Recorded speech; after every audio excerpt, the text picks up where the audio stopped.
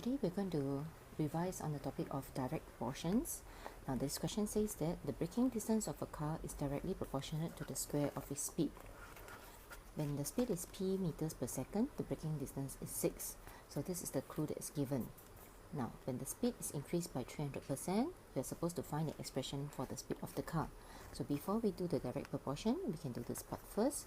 Now originally the speed is at 100%. So this is the original. So they say that the speed is p meters per second. Now when the speed is increased by, now there's a difference between increase by and increase to. So increase by means I have additional 300%.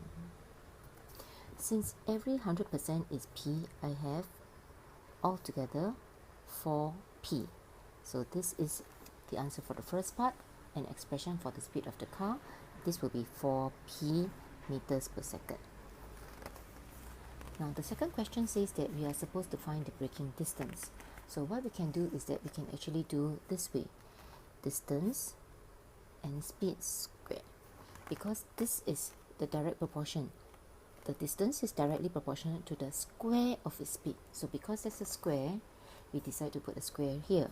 So it says that when this is actually 6 meters, the speed is p, but because it's actually related to the square, we have to write this as p squared.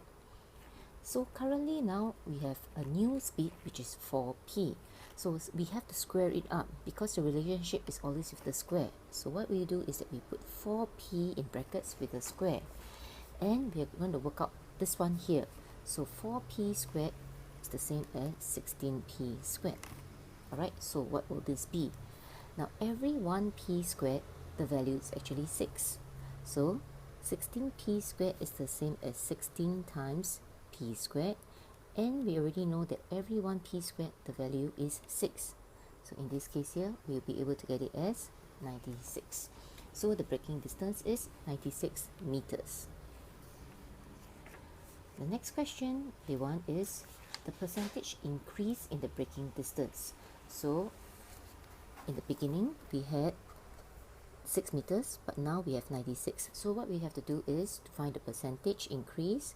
We take the new minus the original over the original, multiply by 100%.